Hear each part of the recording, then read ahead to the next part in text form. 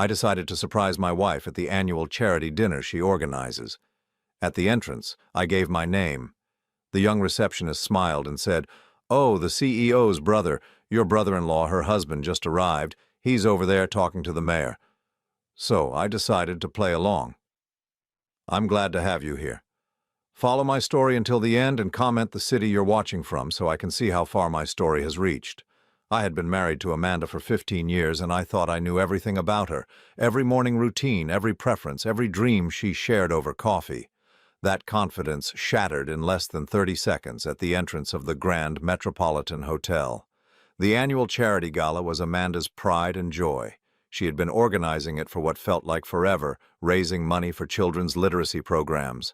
I usually attended as her supportive husband, smiling for photos and writing checks when asked. This year, I decided to surprise her by arriving early. The hotel lobby buzzed with elegant energy.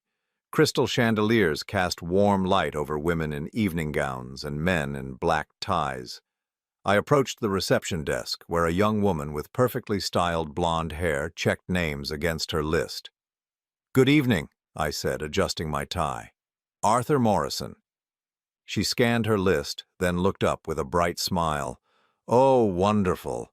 The CEO's brother-in-law, your brother-in-law, her husband, just arrived about 20 minutes ago. He's over there by the bar talking to the mayor." My stomach dropped. I followed her pointing finger to see a tall man with silver hair, impeccably dressed, gesturing animatedly while Mayor Richardson nodded and laughed. The man looked confident, successful, exactly the type who would know mayors personally. "I'm sorry," I said carefully, "but I think there might be some confusion." The receptionist tilted her head, checking her list again. "You are Arthur Morrison, correct? Brother to Mrs. Morrison's husband?" Mrs. Morrison. Not Mrs. Morrison Patterson, which was Amanda's actual married name, just Morrison, and CEO. Amanda had never mentioned being a CEO of anything. I felt something cold settle in my chest. "Actually, could you tell me more about this CEO position?" "Oh, Morrison Industries. Your sister-in-law has done such incredible work expanding the company since she took over. We're so honored to have her hosting tonight's event." The young woman beamed with genuine admiration. Morrison Industries. I had never heard those words in my life. Instead of correcting her mistake, something made me nod, slowly. "Of course. Morrison Industries. Could you remind me which table I'm seated at?" She consulted her chart. "Table 12 with the other family members. Your brother should be there shortly." My brother. The husband she was referring to wasn't me. I thanked her and walked toward the bar, my mind racing. 15 years of marriage, and my wife had an entire identity I knew nothing about. Not just a job I wasn't aware of, but a whole persona, complete with a different last name and a company. I positioned myself near a marble pillar where I could observe without being noticed. The man the receptionist had pointed out was indeed talking to the mayor, but now I could see Amanda approaching them. She wore a stunning navy blue dress I had never seen before, and diamonds that definitely weren't from her usual jewelry collection. What struck me most was her posture. At home, Amanda carried herself with quiet confidence, but this woman moved like she owned every room she entered. Her smile was different too, sharper, more calculated. "Darling," I heard her say as she reached the two men. The word was directed at the silver-haired stranger, and she placed her hand on his arm with casual intimacy. "Darling." She called me honey when she bothered using endearments at all. The mayor turned to her with obvious respect. "Amanda, this event gets more impressive every year. The silent auction alone must have raised what? $50,000 already?" $50,000. I thought about our joint checking account, our modest savings, our careful budgeting for this kind of event. Where was this money coming from, and where was it going? "We're hoping to clear $200,000 tonight," Amanda replied smoothly. "The Foundation's literacy program needs new equipment for 12 schools." Foundation? What foundation? I handled our taxes every year, and we had never claimed any foundation-related deductions or income. The silver-haired man placed his hand on the small of Amanda's back. My wife is too modest. Last year's gala raised $320,000. My wife. He called her his wife. I gripped the marble pillar, feeling like the ground was shifting beneath me. This wasn't just an affair. This was an entire life that existed parallel to ours, complete with a husband, a company, and a foundation. I watched Amanda laugh at something the mayor said, and for the first time in 15 years, I realized I was looking at a stranger. The laugh was different, more musical, more performative. Everything about her was different. A waiter passed by with champagne, and I took a glass with trembling fingers. I needed to think. I needed to process what I was seeing without making any sudden moves. "Excuse me," I said quietly to the waiter. "Could you tell me who that gentleman is? The one speaking with Mrs. Morrison?" "That would be Mr. James Morrison, her husband. Wonderful couple, very generous with their donations." James Morrison, her husband. I took a long sip of champagne, feeling it burn slightly as it went down. 15 years. 15 years of believing I knew the woman I shared a bed with, planned vacations with, made decisions with, and she had been living an entirely separate existence where I didn't even exist. The worst part wasn't the betrayal, though that cut deep. The worst part was realizing how completely I had been played. This wasn't a recent development. You don't become a CEO overnight. You don't develop the kind of confidence and business relationships I was witnessing without years of practice. I found myself thinking about all the times Amanda had mentioned working late at her volunteer positions, all the weekend trips for charity planning, all the new clothes she explained as gifts from grateful organizations. It had all been lies, elaborate, carefully constructed lies. I moved to a different position, still watching. James Morrison was younger than me, probably by 7 or 8 years. He had the kind of easy charm that comes with old money and older confidence. When he spoke, people listened. When he moved, Amanda followed. They looked like they belonged together in a way that made my chest ache. But what struck me most was how natural they seemed. This wasn't an affair, some desperate escape from an unhappy marriage. This was a partnership, a real relationship with depth and history, which meant my marriage was the lie. I finished my champagne and set the empty glass on a nearby table. I had a choice to make. I could walk over there, create a scene, demand explanations. I could confront Amanda in front of her mayor friend and her other husband, or I could stay in the shadows and learn exactly what I was dealing with. The smart money was on gathering information first. I pulled out my phone and discreetly took a photo of James Morrison. Then I found a quiet corner and did a quick internet search for Morrison Industries. The results made my hands shake. Morrison Industries was a mid-sized construction and development company with projects worth millions of dollars across 3 states. Amanda Morrison was listed as Chief Executive Officer, a position she had held for 8 years. 8 years. We had been married for 15, which meant she had been building this empire for more than half of our marriage. There were photos of her at ribbon cuttings, industry conferences, charity events. In every single picture, she looked like the woman I had just watched command respect from the mayor. Confident, powerful, successful. Nothing like the Amanda who came home tired from her volunteer work and complained about difficult committee members. I scrolled through more results and found their company website. There was a whole section about their charitable foundation, including photos from previous year's galas. I recognized the hotel, the setup, even some of the decorations. This event, the one I thought was organized by my wife's literacy volunteer group, was actually a corporate foundation gala for a company worth millions of dollars. A company my wife owned and operated without me knowing it existed. I looked back toward the bar where Amanda and James were still talking with the mayor. She threw her head back, laughing at something, and the motion was so familiar it made my heart clench. I had seen that same laugh countless times across our dinner table, but apparently I had only been seeing an echo of it. The receptionist's voice echoed in my head. Your brother-in-law, her husband, just arrived. Her husband. Not her first husband or her ex-husband or her business partner. Her husband. I spent the next hour moving through that gala like a ghost. Nobody knew who I was, which gave me the perfect cover to observe. I positioned myself near conversations, lingered by the silent auction tables, and watched my wife navigate her secret world with practiced ease. What I discovered made my 15-year marriage feel like a complete fiction. Amanda moved through the crowd like she had been born to this. She knew everyone's names, remembered their children's accomplishments, asked about business ventures with genuine knowledge. This wasn't someone playing a role. This was someone completely at home in a world of money and influence. I overheard her discussing zoning permits with a city councilman, debating construction timelines with contractors, and reviewing investment portfolios with financial advisors. The woman who claimed to struggle with our household budget was casually talking about seven-figure projects like they were grocery lists. The Morrison Foundation has allocated $2.7 million for infrastructure development this fiscal year, she told a group of local business owners. We're particularly focused on sustainable building practices in underserved communities. $2.7 million. I thought about how she had questioned spending $300 on a new lawnmower just last month.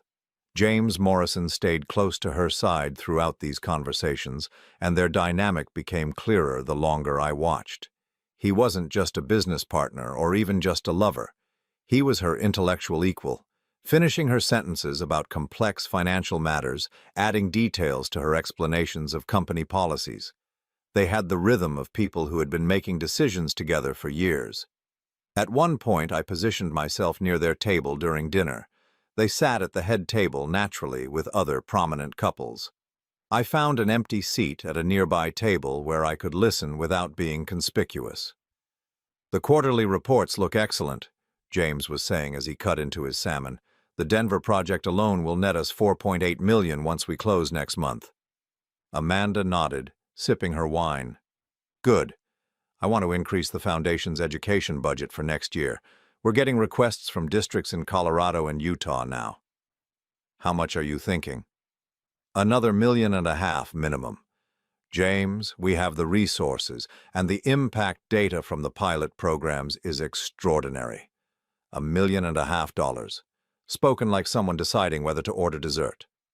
I listened to them discuss property acquisitions, staff promotions, and partnership opportunities with other companies. Every detail revealed more about the scope of what Amanda had hidden from me. Morrison Industries wasn't some small side business. It was a regional powerhouse with dozens of employees, multiple ongoing projects, and enough money to casually donate millions to charity. During a brief moment when James excused himself to speak with someone across the room, I made my move. "Mrs. Morrison?" I approached their table, my heart pounding but my voice steady. Amanda looked up, and for just a split second I saw something flicker across her face. Not recognition exactly, but awareness. Like she knew she should know me but couldn't place how. "I'm sorry," she said with a polite smile. "Have we met?" Have we met? The woman I had shared a bed with for 15 years was asking if we had met. "Arthur Morrison," I said, watching her reaction carefully. "I believe we're related through marriage."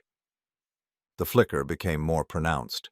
Her smile tightened almost imperceptibly, and she glanced quickly toward where James was talking with the group across the room. "Morrison," she repeated slowly. I'm not sure I understand the connection. I could see her mind working, trying to figure out who I was and what I might know. The careful way she was speaking told me she was buying time, assessing the potential threat. "I'm James's brother," I said, sticking to the story the receptionist had given me. "From back east. He mentioned you had family coming tonight." Relief washed over her features so quickly that someone who hadn't been married to her for 15 years might have missed it. But I caught it along with something else. She had been genuinely afraid for a moment.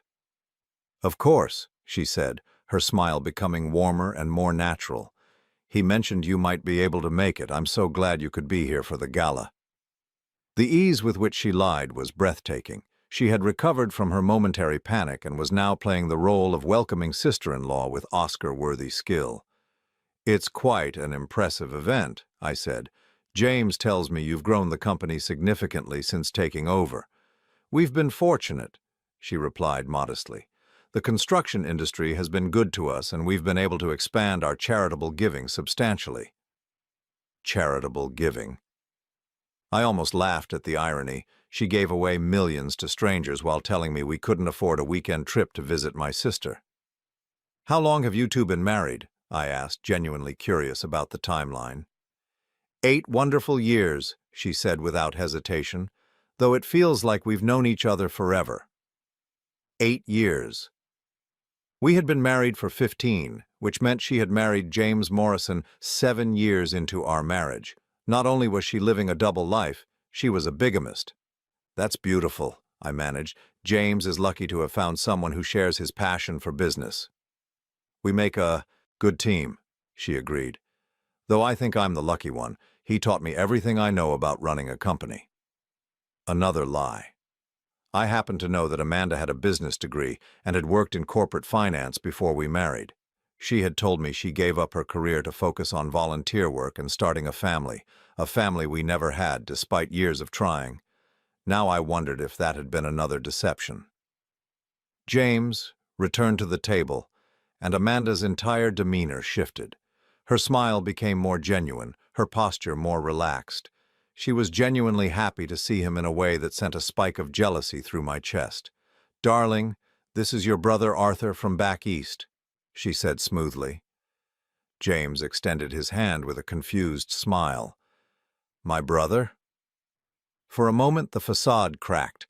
Amanda's eyes went wide, and I could see her scrambling to figure out how to handle the situation. "I think there might be some confusion," James continued politely. "I don't have any brothers." The silence stretched for just a beat too long. Amanda was trapped between her lie to me and the truth James was inadvertently revealing. "Oh my goodness," I said, jumping in to save her from the hole she had dug herself into. "I think I misunderstood the seating arrangements. I was told I was seated with family, and when I saw the name Morrison—" "Ah," James said with relief. "That explains it. Common mistake with a name like Morrison. Are you with one of our partner companies?" "Something like that," I replied vaguely. "I should probably find my actual table. Thank you for the conversation, Mrs. Morrison. It was enlightening." As I walked away, I could feel Amanda's eyes following me. She knew something wasn't right, but she couldn't figure out exactly what. The fear I had seen earlier was back, and this time it stayed. I found a quiet corner and pulled out my phone again. This time I searched for marriage records. It took some digging, but eventually I found what I was looking for. Amanda Morrison and James Morrison had been married 8 years ago in a small ceremony in Denver, Colorado. The same Amanda Morrison who was currently married to me in Sacramento, California. My wife was married to 2 men simultaneously, and neither of her husbands had known about the other. Until now. I watched her from across the room for the rest of the evening. She was more subdued after our conversation, frequently glancing around like she was looking for someone, or looking out for someone. She knew her secret was no longer safe, but she didn't know how much I had figured out. As the evening wound down and guests began to leave, I made sure to be among the first to go. But before I left, I approached the reception desk one more time. "Excuse me," I said to the same young woman who had unknowingly revealed Amanda's secret world. "Could I get a copy of tonight's program? I'd like to keep it as a memento." "Of course," she said, handing me a glossy brochure. Inside were photos from previous year's events, a complete list of Morrison Industries' charitable contributions, and detailed information about their foundation's work. It was a comprehensive guide to the empire my wife had built while I thought she was volunteering at the local library. But most importantly, it had contact information for Morrison Industries, including their main office address. Tomorrow, I would start learning exactly how deep this deception went. As I drove home through the quiet streets, I thought about Amanda sitting at that head table, laughing with the mayor, discussing million-dollar budgets like they were household expenses. I thought about the easy intimacy between her and James, the way they moved like 2 parts of the same machine. And I thought about the woman who would come home tonight and ask me how my evening went, probably while removing those diamonds I had never seen before, and hanging up that dress that cost more than our monthly mortgage payment. For 15 years, I had been married to a performance. Tonight, I had finally seen the real show. The question now was, what to do with that knowledge? I didn't sleep that night. I lay in bed next to Amanda, listening to her breathe, wondering how many lies lived in the space between us. She had come home around midnight, slipping into bed quietly like she always did after these events. She smelled like expensive perfume and champagne, scents that seemed foreign in our modest bedroom. "How was your evening?" she had whispered in the dark, probably thinking I was asleep. "Fine," I had mumbled back. "Watched some television." Even that small exchange felt poisonous now. She was asking about my evening while returning from an event where she had played the role of a successful CEO married to another man. The casual cruelty of it made my chest ache. By morning, I had made a decision. I needed to know everything, and I needed to know it before I confronted her. The woman lying next to me had demonstrated an ability to lie with breathtaking skill. If I was going to have any chance of getting the truth, I needed to arm myself with facts first. Amanda left for work at her usual time, kissing me goodbye and mentioning she would be late because of a volunteer committee meeting. I waited 30 minutes after her car disappeared down our street, then I drove to the address I had found for Morrison Industries. The building was nothing like what I had expected. Instead of some small office suite, Morrison Industries occupied 4 floors of a gleaming downtown high-rise. The lobby was all marble and glass, with Morrison Industries prominently displayed on the building directory alongside law firms and investment companies. I took the elevator to the 15th floor and stepped into a reception area that probably cost more than my annual salary to design. Floor-to-ceiling windows offered views of the city, and original artwork hung on walls that looked like they belonged in a museum. "Can I help you?" asked the receptionist, a professional-looking woman in her 40s. "I'm here to see Mrs. Morrison," I said. "I don't have an appointment, but I'm family." She consulted her computer screen. "I'm sorry, but Mrs. Morrison is in Denver today for the groundbreaking ceremony. She won't be back until Thursday. Would you like me to schedule something for Friday?" Denver. Amanda had told me she would be at a literacy committee meeting across town. "The groundbreaking ceremony?" I asked. "Yes, for our new community center project. It's been in the planning stages for 2 years. Very exciting." She smiled warmly. "Are you one of Mr. Morrison's relatives? He mentioned family might be stopping by." "Something like that," I said. "Could you tell me more about the company?" "I'm afraid I don't know much about what they do." Her face lit up with genuine pride. Morrison Industries has been a leader in sustainable construction for over a decade. We specialize in mixed-use developments that incorporate affordable housing, commercial space, and community resources. Mrs. Morrison took over as CEO 8 years ago and has tripled our revenue while doubling our charitable giving. Tripled their revenue. Doubled their charitable giving. While I thought my wife was struggling to organize book drives for elementary schools. "She sounds impressive," I manage.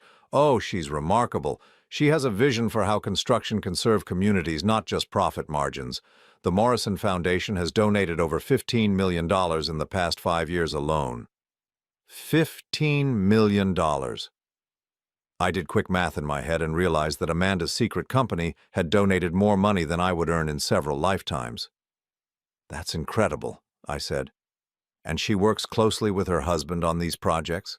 "Mr. and Mrs. Morrison are true partners. He handles the financial side while she focuses on community development and sustainable practices. They complement each other perfectly." They complement each other perfectly. The phrase stayed with me as I left the building and drove aimlessly through the city. In 15 years of marriage, nobody had ever described Amanda and me as complementing each other perfectly. We coexisted peacefully, but we had never been true partners in anything meaningful. I found myself in a coffee shop staring at my phone. A quick search had revealed that Amanda Morrison's groundbreaking ceremony was being covered by the Denver Business Journal. Sure enough, there were photos from that morning showing Amanda in a hard hat, smiling as she posed with a ceremonial shovel.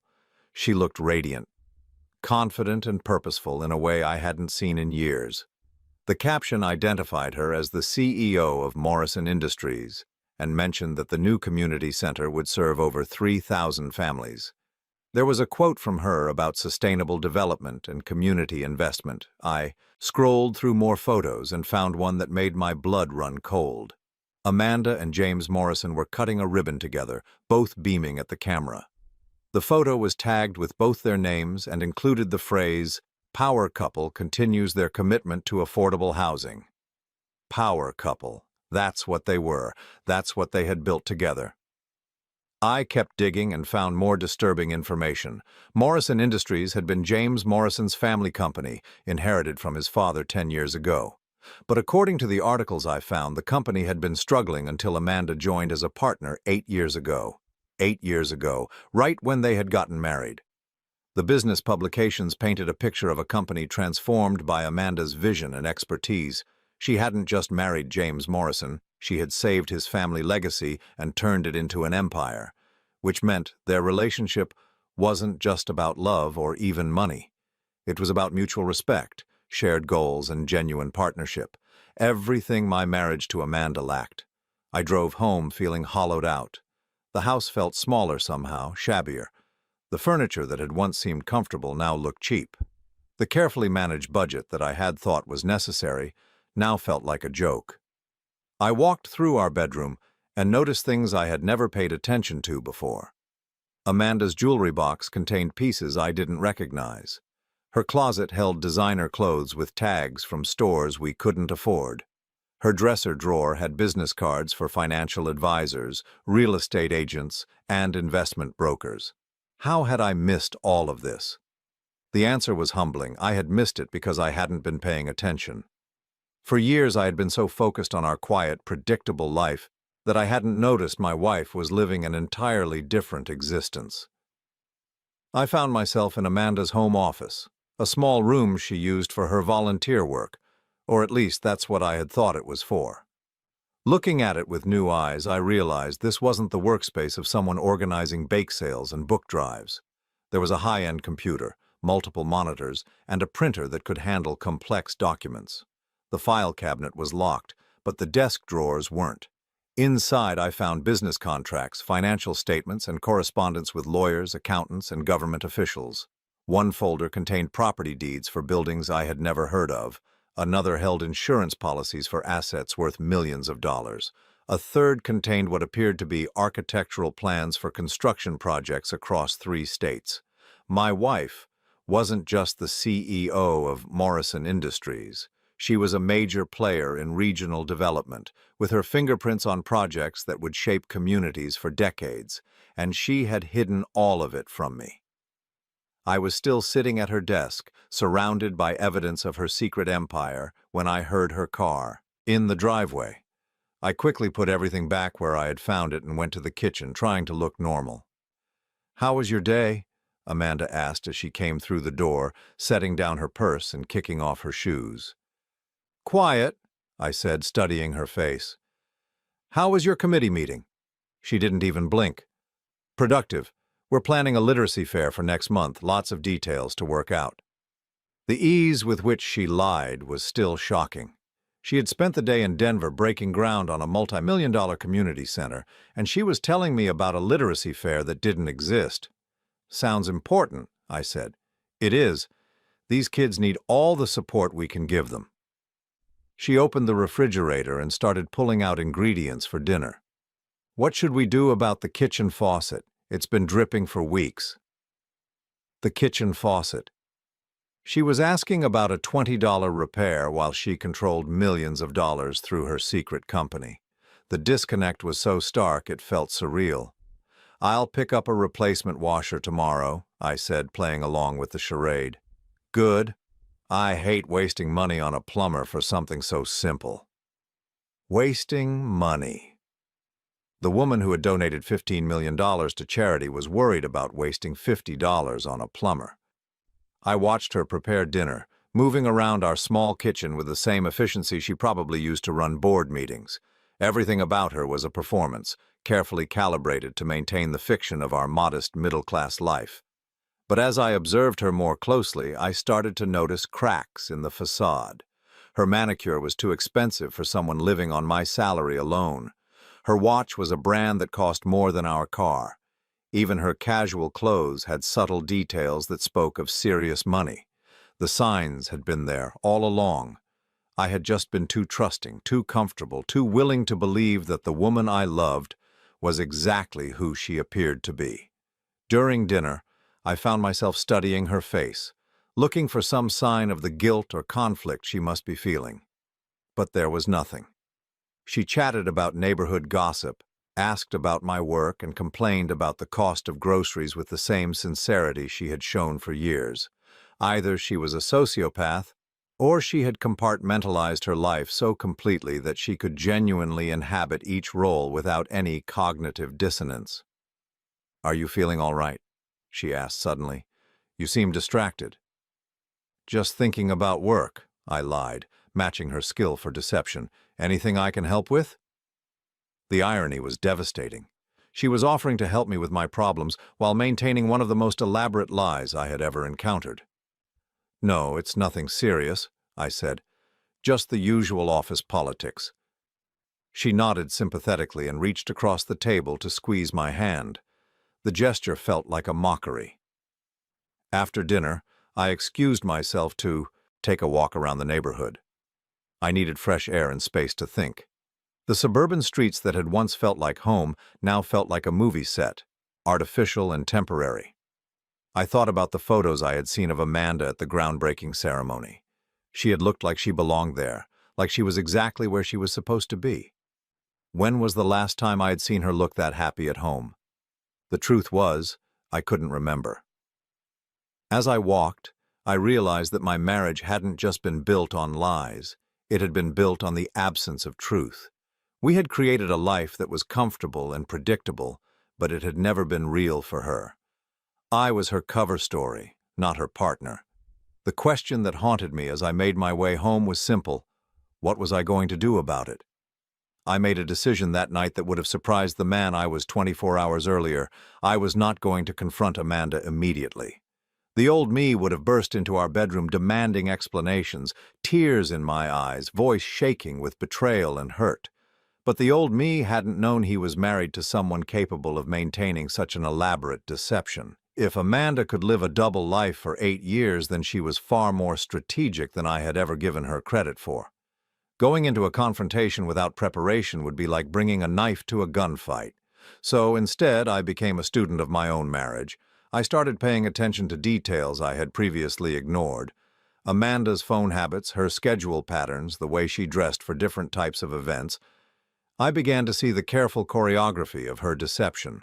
On Tuesdays and Thursdays, she left for work 30 minutes earlier than usual. Those were the days she claimed to have early volunteer meetings, but I started to suspect they were Morrison Industries board meetings or construction site visits. Her phone had 2 distinct ringtones. The standard ring was for calls she answered normally, usually from me or our neighbors or service providers. But there was a second ringtone, a softer classical melody that made her face change entirely. Those calls she either answered immediately with a completely different tone of voice, or she let them go to voicemail and returned them from another room. The classical ringtone, I realized, was for her real life. I started a notebook, documenting these patterns. It felt clinical, almost cruel, but I needed to understand the full scope of what I was dealing with before making any moves. The 3rd week of my investigation, I decided to take a personal day from work and follow her. Amanda left the house at 7:30 on a Thursday morning, dressed in a charcoal gray suit I had never seen before.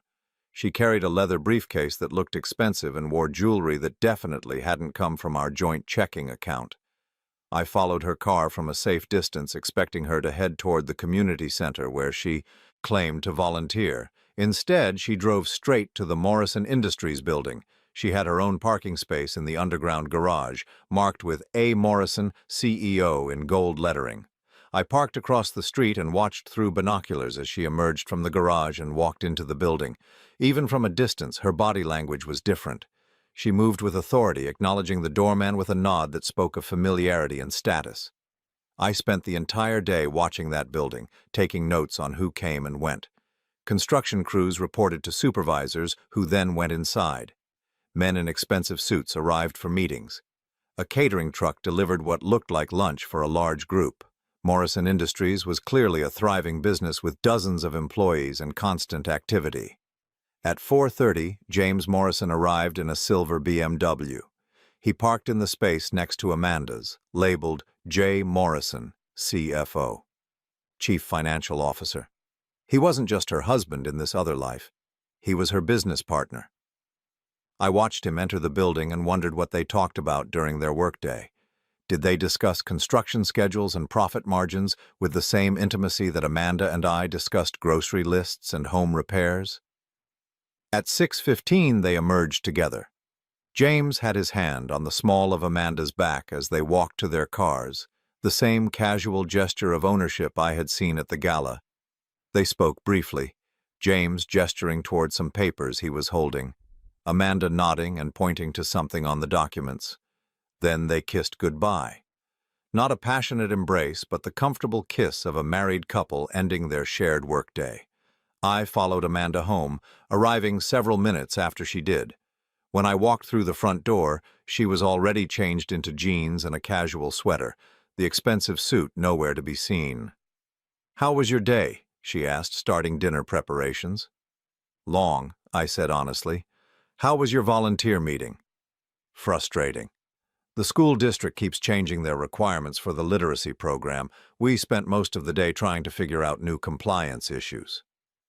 The lie rolled off her tongue with practiced ease. She had spent the day running a construction company, not arguing with school administrators. "That sounds complicated," I said, watching her face for any sign of guilt or discomfort. "It is. Sometimes I wonder if it's worth all the hassle." She sighed dramatically. "But the kids need these programs." The kids? She was invoking children to justify a lie about work she wasn't even doing. The manipulation was sophisticated and deeply disturbing. Over dinner, I decided to test her.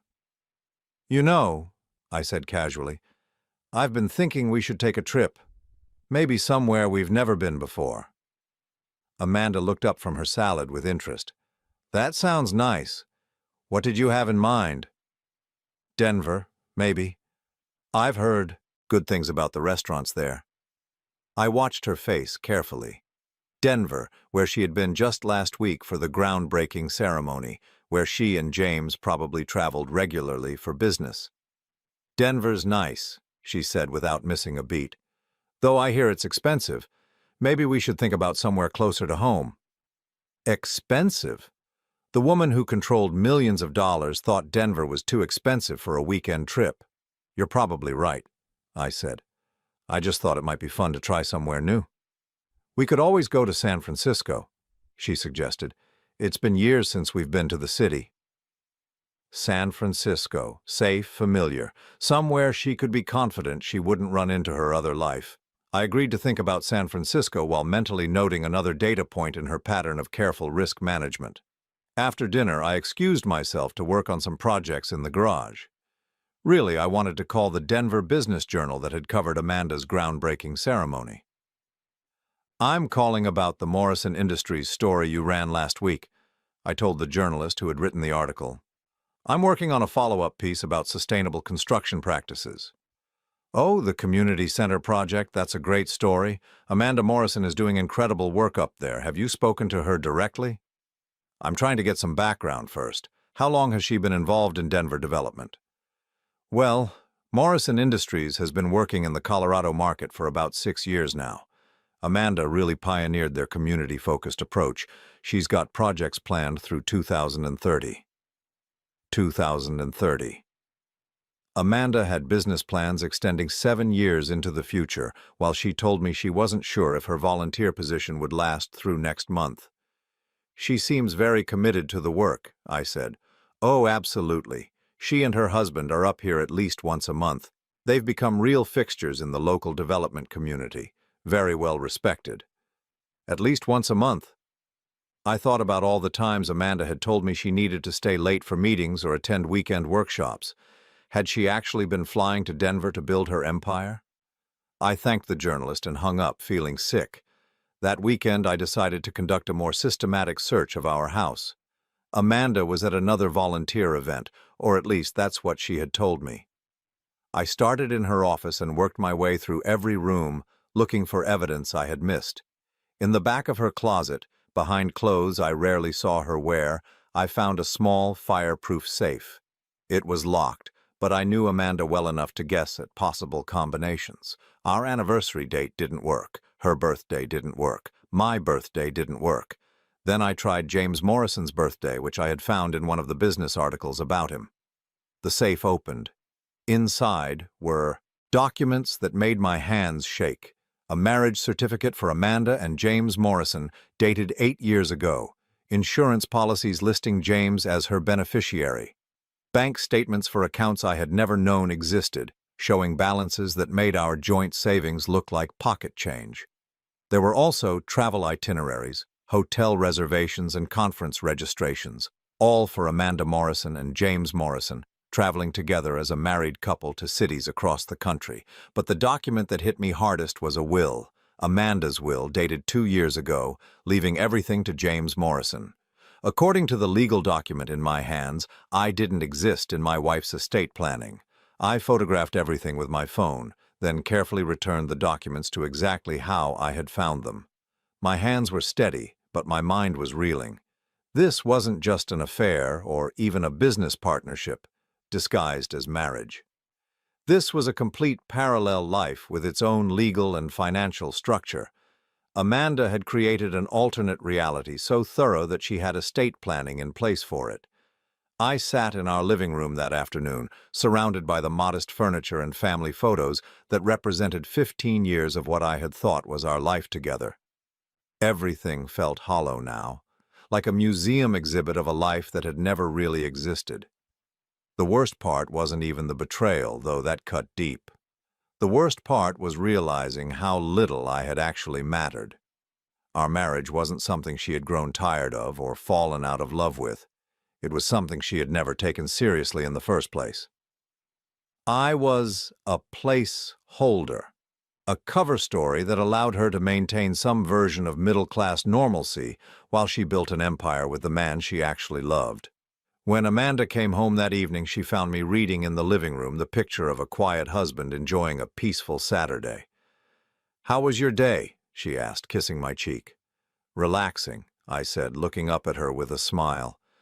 "How was the literacy workshop?" "Productive. We learned about new teaching methods for struggling readers." Another lie, delivered with the same warmth and sincerity she had shown me for years. But this time, I had evidence.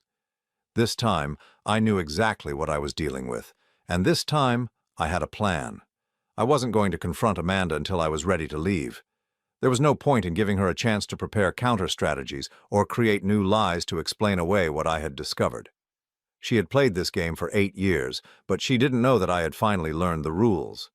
The old Arthur would have begged for explanations, asked for another chance, tried to figure out how to compete with her other life for her attention. The new Arthur understood that this wasn't a competition he could win or even one worth entering. But before I walked away, I was going to make sure I understood exactly what I was walking away from. And I was going to make sure that when I left, it was on my terms, not hers. The next 3 weeks were the strangest of my life. I lived in my own house like a spy, gathering intelligence while maintaining the facade of being the same trusting husband I had been for 15 years. But every day brought new revelations that made Amanda's deception even more staggering. I discovered she had been using our joint tax returns to hide income from Morrison Industries. The charitable deductions we claimed each year weren't from our modest donations to local organizations. They were from massive contributions made by the Morrison Foundation.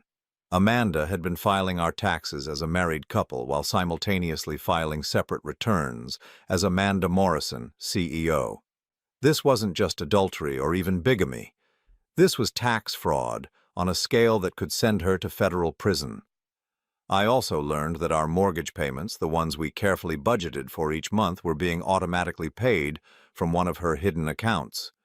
Our modest suburban home wasn't a financial burden we shared. It was a minor expense she covered without thinking about it, like buying coffee. The humiliation of that discovery was profound. For years I had felt proud of how we managed our finances together, how we made sacrifices to stay within our budget. But there had been no we and no real budget. I had been playing house with monopoly money while Amanda managed a real fortune elsewhere. But the most disturbing discovery came when I hired a private investigator. I know that sounds dramatic, but I had reached the limits of what I could learn on my own. I needed professional help to understand the full scope of Amanda's double life, and I needed documentation that would hold up in court.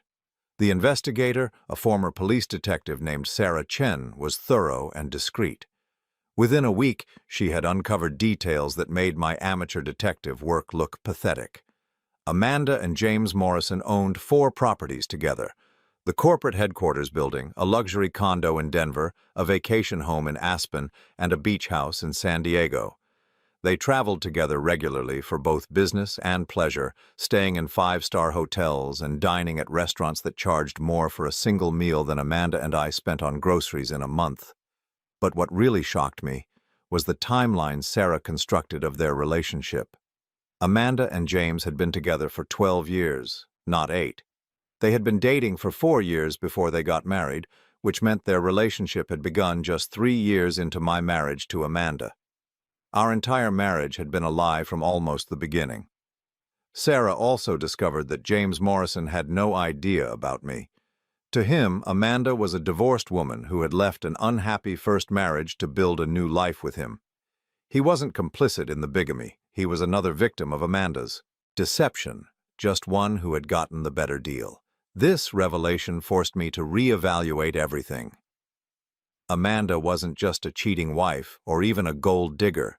She was someone capable of maintaining elaborate lies with multiple people for over a decade. The level of compartmentalization required for such deception suggested a psychological sophistication that was genuinely frightening. Armed with Sarah's report, I finally felt ready to take action. But I wasn't going to confront Amanda directly. That would give her a chance to spin new lies, to manipulate the situation, to control the narrative as she had been doing for years. Instead, I was going to force her hand. I started by consulting with 3 different attorneys, getting multiple perspectives on my legal options. The consensus was clear. Amanda's bigamy invalidated our marriage, which meant I could seek an annulment rather than a divorce. An annulment would erase our marriage legally, as if it had never existed. More importantly, her tax fraud and financial deception gave me grounds to seek compensation for the years of emotional and financial harm she had caused. I wouldn't just be walking away empty-handed, I would be leaving with enough money to rebuild my life comfortably. But timing was crucial. I needed to coordinate my legal actions carefully to maximize their impact and minimize Amanda's ability to respond. The first step was protecting my own assets. I opened new bank accounts and credit cards that Amanda couldn't access, then began quietly transferring money from our joint accounts. Not enough to trigger immediate attention, but enough to ensure I wouldn't be left financially vulnerable. I also started documenting everything about our daily life together. I recorded conversations, photographed documents, and created a detailed timeline of Amanda's lies and deceptions. Every piece of evidence would be useful when this finally came to light. The hardest part was maintaining the pretense of normalcy while I prepared my exit strategy. Amanda continued to come home each evening and play the role of devoted wife, asking about my day and sharing fabricated stories about her volunteer work. The casual cruelty of it made my stomach turn, but I forced myself to respond as I always had. During this period, I began to see Amanda with completely new eyes. The woman I had loved for 15 years was revealed as a masterful actress playing a role. Every gesture, every expression, every moment of apparent intimacy was calculated to maintain her cover story. But I also started to notice cracks in her performance that I had missed before. Sometimes, when she thought I wasn't looking, her face would relax into an expression of boredom or mild contempt. Other times, I caught her checking her phone with an urgency that suggested her real life was calling. She was tired of maintaining the charade, but she wasn't ready to give it up. I suspected she was waiting for the right moment to dissolve our marriage on her own terms, probably after securing her position with Morrison Industries and ensuring that James never learned about her deception. Well, I was going to save her the trouble. 3 weeks after hiring Sarah Chen, I put my plan into motion. First, I sent copies of all the evidence to James Morrison at his office, along with a detailed letter explaining the situation. I made it clear that I wasn't seeking revenge against him. He was as much a victim as I was, but that he deserved to know the truth about the woman he had married. The letter was professional and factual, focusing on the documented evidence rather than emotional appeals. I explained that Amanda had been married to both of us simultaneously, that she had been committing tax fraud for years, and that neither of us had been living with the woman we thought we knew. I sent the letter on a Thursday, knowing that James would receive it on Friday morning. Second, I filed for annulment of my marriage to Amanda, citing bigamy and fraud. The legal papers would be served to her on Friday afternoon, just hours after James received his package. Third, I arranged to have all of Amanda's belongings moved out of our house while she was at work on Friday. I hired a moving company and had everything packed and placed in a storage unit. I left her personal items carefully organized and included a note with the storage unit information and a key. By Friday evening, our house would be empty of any trace of her 15-year performance as my wife. But I saved the most important step for last. On Thursday night, I cooked dinner for Amanda one final time. I made her favorite meal, chicken parmesan with garlic bread, and opened a bottle of wine. She complimented the dinner and asked what the occasion was.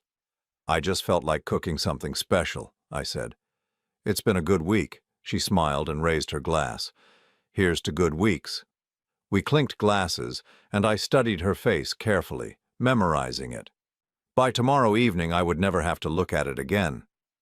After dinner, we sat on the couch watching television like we had thousands of times before. Amanda curled up next to me, her head on my shoulder, playing the role of contented wife with Academy Award-worthy skill. "I love you," she said softly, the words delivered with perfect sincerity. "I know," I replied, because I finally understood that she did love me in her own way. She loved the convenience I represented, the respectability, the cover story that allowed her to maintain her double life without complications. But she had never loved me as a person, as a partner, as someone worthy of her truth. "Are you all right?" she asked, sensing something different in my response. "Just thinking about the future," I said, which was absolutely accurate. She squeezed my hand. "Whatever you're thinking about, we'll figure it out together." Together? The irony was almost funny. That night, I lay in bed next to her for the last time, listening to her breathe and wondering if she ever felt guilty about the elaborate lie our entire relationship had been built on. But as I watched her sleep peacefully, I realized that guilt required empathy, and empathy required seeing other people as real. To Amanda, I had never been quite real. I had been a useful fiction, a supporting character in the story she was telling herself about her life. Tomorrow, that story would end. And for the first time in 15 years, my real life would begin. Friday morning, I woke up before Amanda's alarm went off. I lay there in the dim light watching her sleep and felt nothing. No anger, no sadness, no lingering love. Just a strange sense of completion, like finishing a book you've been reading for too long. She went through her morning routine exactly as she had for 15 years, unaware that this was the last time she would perform this particular deception. She kissed me goodbye, told me she loved me, and reminded me that she would be working late at another volunteer committee meeting. "I might not be home until 10 or 11, she said, adjusting her jacket in the hallway mirror. "That's fine," I said. "I'll probably go to bed early anyway." She smiled and kissed me again, then walked out the door and drove away to her real life. 30 minutes later, the moving company arrived. I had given them detailed instructions and a complete inventory of everything that belonged to Amanda. They worked efficiently and professionally, treating the job like any other residential move. Within 4 hours, 15 years of shared possessions had been sorted, packed, and loaded onto trucks. I kept only what was legitimately mine: Books I had owned before our marriage, gifts from my family, items with clear sentimental value that had nothing to do with Amanda. Everything else, furniture we had bought together, wedding gifts, photographs from our trips, went into the storage unit. By 2 o'clock in the afternoon, the house was empty except for my personal belongings. I walked through the rooms, noting how different they felt without Amanda's presence. Larger, somehow, more peaceful. At 3:15, my phone rang. James Morrison. Arthur? His voice was shaky, confused. I got your letter. I need to understand what's happening here. I imagine you do, I said calmly. Have you had a chance to review all the documentation? I've been going through it for hours. He paused, and I could hear papers rustling in the background. This says Amanda has been married to both of us simultaneously. That's correct. For 12 years. Yes. A long silence stretched between us. When James spoke again, his voice was hollow. She told me she was divorced when we met. She said her first husband was controlling and manipulative, that she had to escape an abusive situation. She's an exceptionally skilled liar, I said. I lived with her for 15 years and never suspected any of this. But how is this even possible? We file joint tax returns. We own property together. We have business partnerships that require legal documentation of our marriage. She's been filing separate returns with you while maintaining joint filing with me. It's complex tax fraud, but she's apparently very good at managing complex deceptions. James was quiet for so long that I thought he might have hung up. Finally, he spoke in a whisper. What kind of person does this? I've been asking myself that question for weeks, I said. I don't think we'll ever really know. What are you going to do? I filed for annulment this morning. The papers are being served to her this afternoon. Our marriage never legally existed because of the bigamy, so I'm essentially just documenting that fact. And what should I do? I felt a surprising surge of sympathy for him. James Morrison had fallen in love with a woman who was probably more authentic with him than she had ever been with me, but he had still been living with a lie. That's not my decision, I said. But you should know that the financial documents suggest she's been using Morrison Industries to launder money and hide assets. You might want to have your accountants review everything very carefully. Another long silence. I can't believe this is happening. I'm sorry, I said, and I meant it. You didn't deserve this any more than I did. After we hung up, I sat in my empty living room and waited. At 4:30, the process server called to confirm that Amanda had been served with the annulment papers at Morrison Industries. According to him, she had turned pale and asked to speak with her attorney immediately. At 6:45, my phone rang. Amanda. Arthur, what the hell is happening? Her voice was sharp, panicked in a way I had never heard before.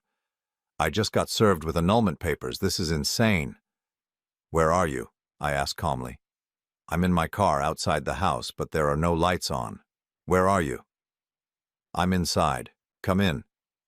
I heard her car door slam, then her key in the lock. She burst through the front door and stopped short when she saw the empty rooms. What did you do? She whispered, looking around at the bare walls and missing furniture.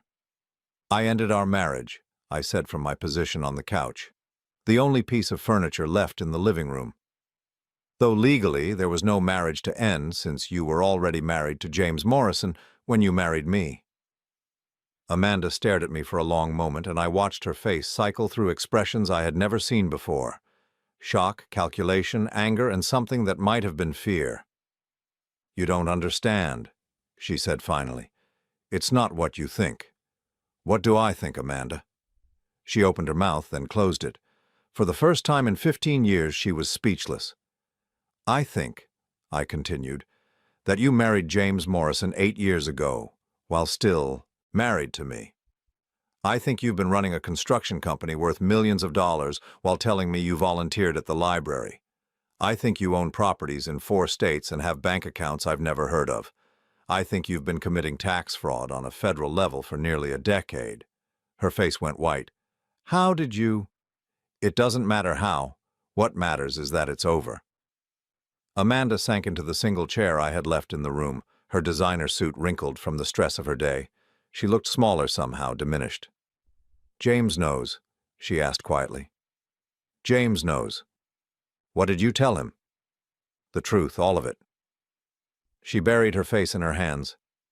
You've destroyed everything. No, Amanda, you destroyed everything. I just documented it. For several minutes, we sat in silence. Outside, the sun was setting, casting long shadows across the empty room.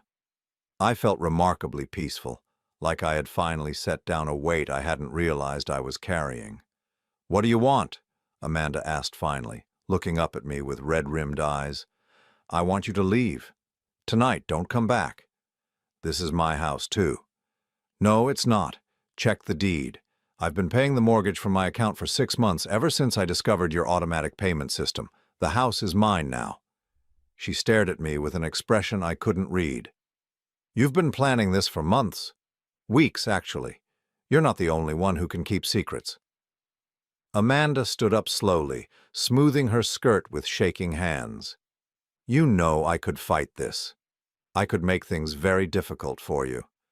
You could try, I agreed. But you're facing federal tax fraud charges. James Morrison is probably consulting with divorce attorneys as we speak, and Morrison Industries is going to be under intense scrutiny once this comes out. I don't think you have the energy to fight me, too. She walked to the front door, then turned back. I never meant for it to happen this way. How did you mean for it to happen? She was quiet for a long moment. I thought I could manage both lives indefinitely. I thought you would be content with what we had. And James? James was different. He challenged me, pushed me to build something bigger. With him, I could be who I really was. And with me? Amanda looked at me with something that might have been pity. With you, I could rest. After she left, I sat in my empty house as darkness fell around me. I didn't turn on any lights, I just sat there, listening to the silence and feeling free for the first time in years. My phone buzzed with texts throughout the evening, some from Amanda begging me to reconsider, a few from her attorney wanting to discuss settlement terms, one from James Morrison thanking me for telling him the truth and letting me know he was filing for divorce. I answered none of them.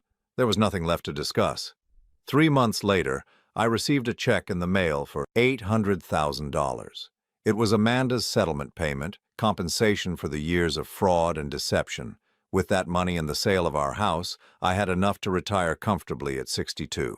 I bought a small cabin in the mountains, 2 hours from any city where Amanda Morrison might be building her empire. I spend my days reading, hiking, and learning to cook for myself. I've taken up photography and started volunteering at a local animal shelter. Last month, I saw an article in a business journal about Morrison Industries filing for bankruptcy. According to the report, the company had collapsed amid allegations of financial irregularities and tax fraud. Amanda Morrison was facing federal charges, and James Morrison was cooperating with prosecutors. I felt no satisfaction reading about their downfall, no vindication, no sense of justice served. Just a quiet gratitude that I was no longer part of that story. Sometimes in the evenings I sit on my porch and think about the 15 years I spent loving someone who never really existed. I don't regret those years. They taught me something valuable about the difference between loving someone and being loved in return. I'm 62 years old, and for the first time in my adult life, I'm living only my own truth. No shared lies, no comfortable deceptions, no performances for anyone else's benefit. I sleep well at night, and when I wake up in the morning, I remember exactly who I am. It turns out that freedom doesn't require revenge or vindication. Sometimes it just requires the courage to walk away from a life that was never really yours to begin with. And sometimes, if you're very lucky, you discover that the person you were before the lies began is still there, waiting patiently for you to remember him.